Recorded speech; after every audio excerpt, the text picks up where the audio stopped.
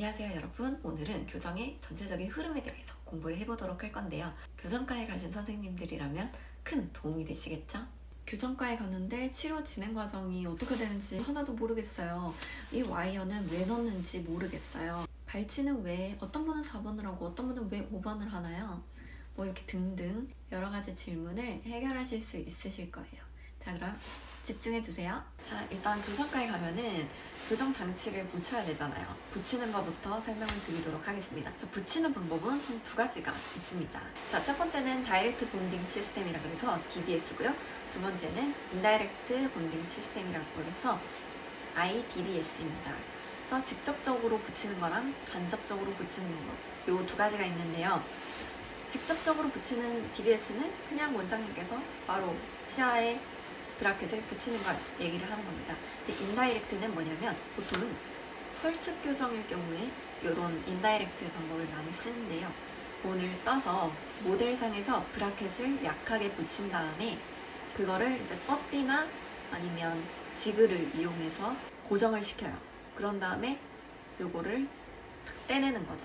그러면 이 브라켓이 지그나 뻗디 안에 이렇게 들어가 있겠죠. 장착이 되어 있겠죠. 그래서 환자분이 실제로 오게 되시면 그 처리를 다 하고 나서 그거에다가 이제 본딩이랑 레진이랑 조금 발라가지고 이렇게 딱 올려놓고 큐어링을 쏴버리면 뻗디만 이렇게 딱 떨어지고 브라켓은 치아에다가 붙어버리게 되는 거죠.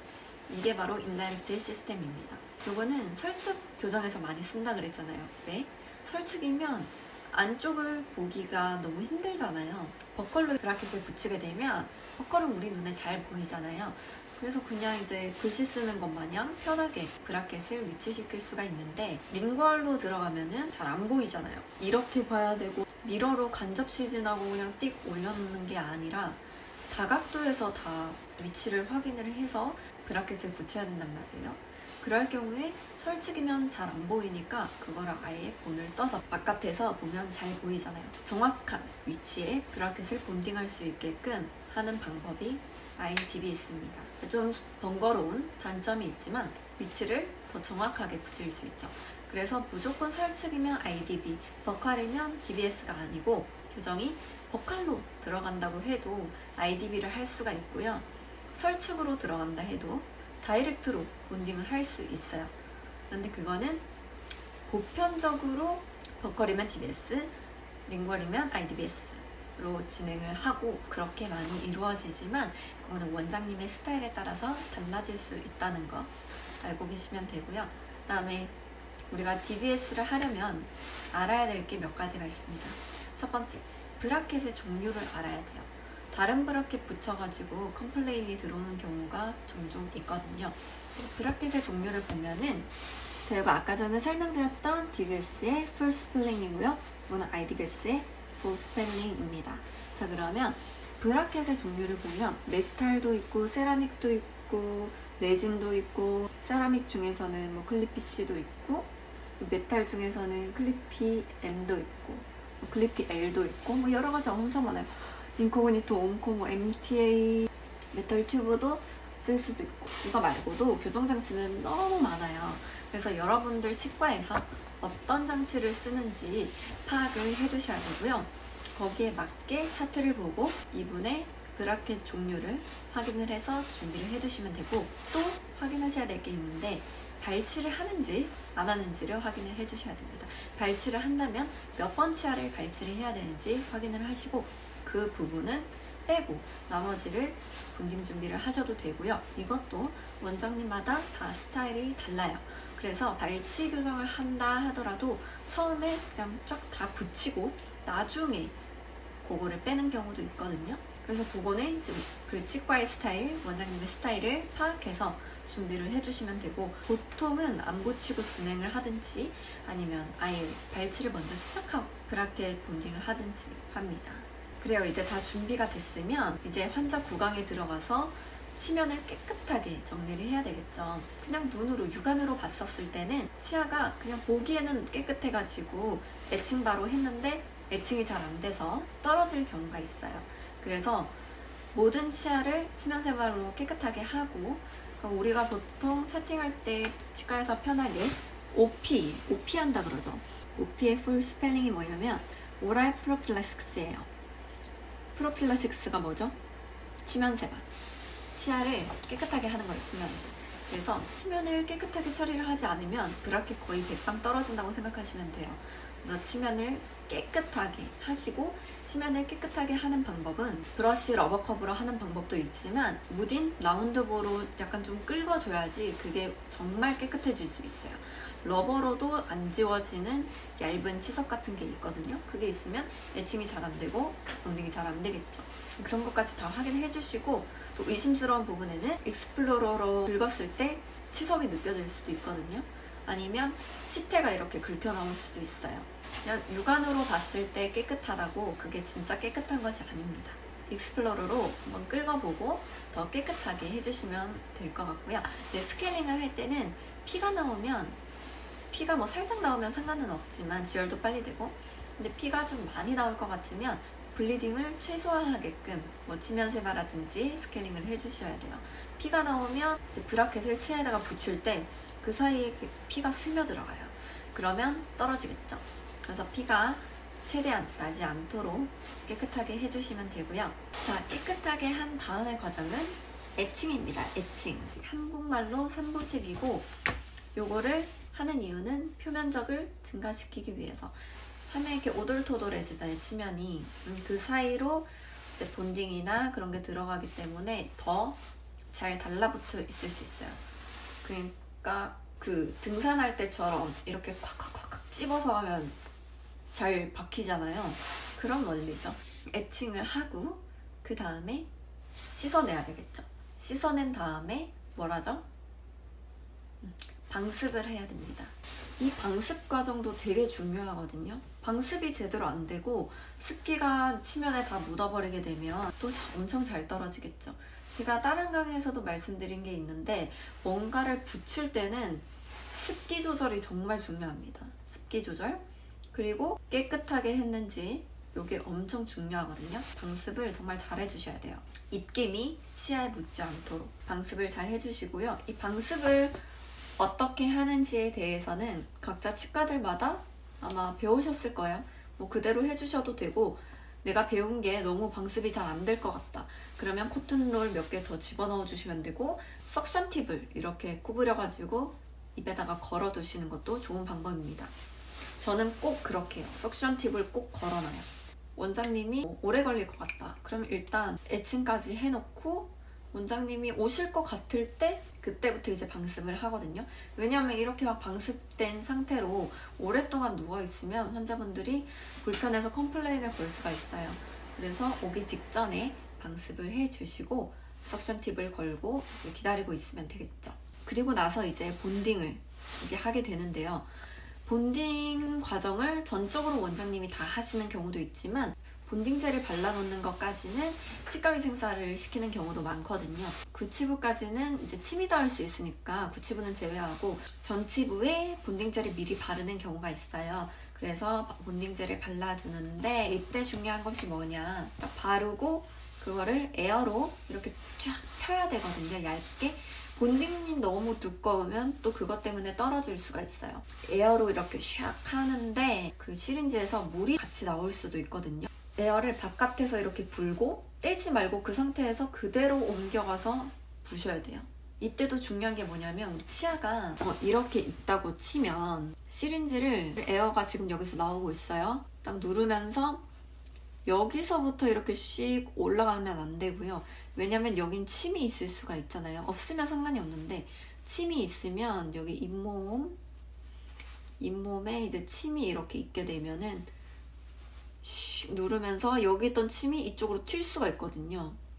그러니까 여기서부터 가는 것보다는 이렇게 와서 이런 식으로 슉 하는 게 좋겠죠. 그래서 중요한 거는 얇게 발라준다. 얇게 발라주고 난 다음에 큐어링을 해야 되겠죠.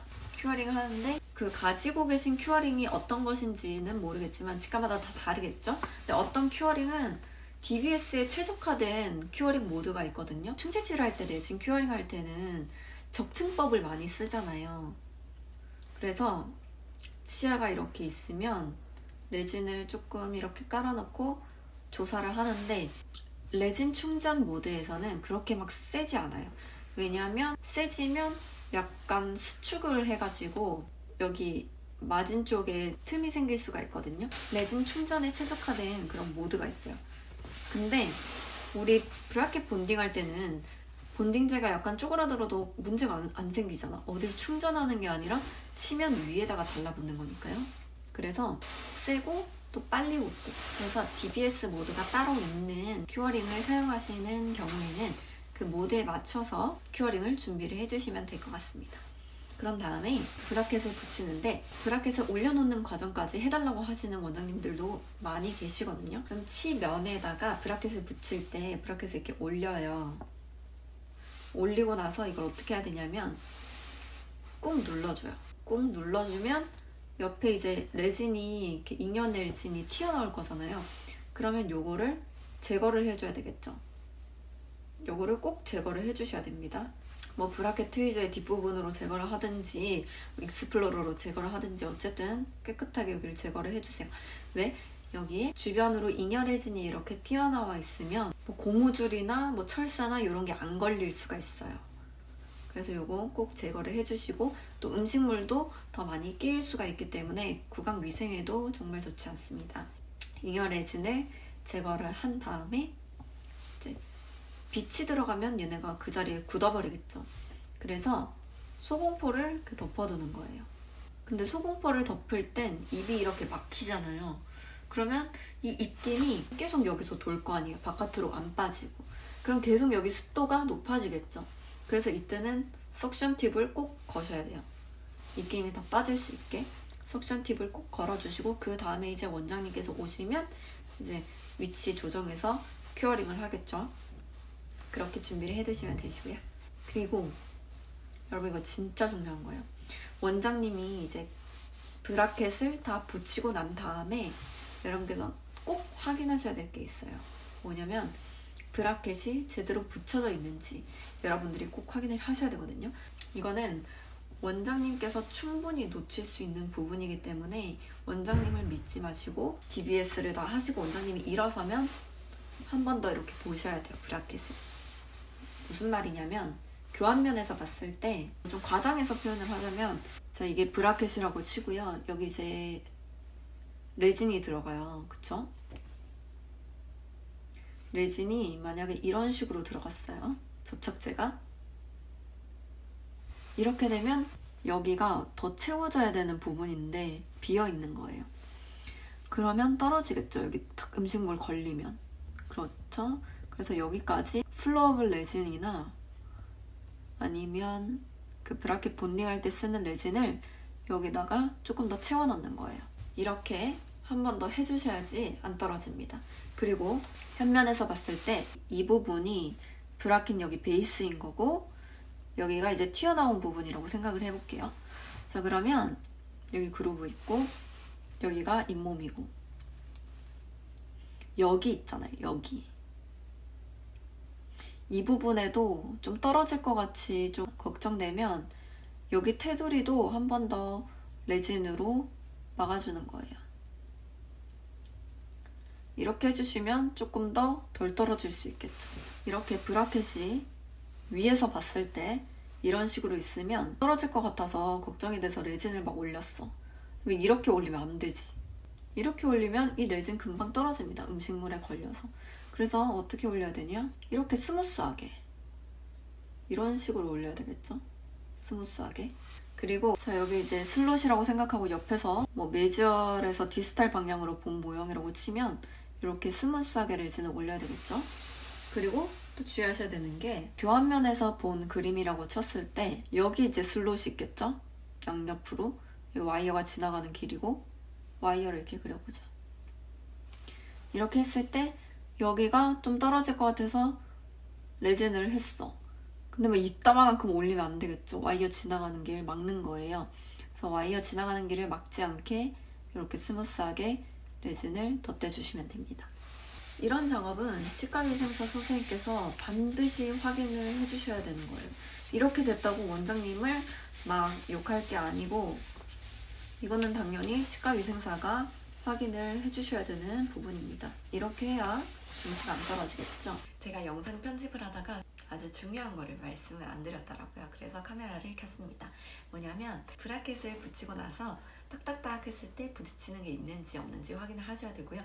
부딪히는 게 있다면 원장님께 말씀을 드려서 화이트 블럭을 올리든지 브라켓 위치를 살짝 변경을 시키든지 뭐 그런 조치를 시행해 주시면 되고요. 보통 상악이 하악을 이렇게 덮는 구조잖아요. 근데 하악에 이렇게 브라켓이 붙어 있으면 상악 치아가 하악 브라켓을 이렇게 탁탁탁 치면 떨어지겠죠. 그래서 그러는 거예요. 자, 여기까지 장치 붙이는 방법에 대해서 설명을 해드렸고요. 자, 그 다음 시간에서는 교정의 전반적인 과정을 설명을 해드리도록 하겠습니다. 감사합니다.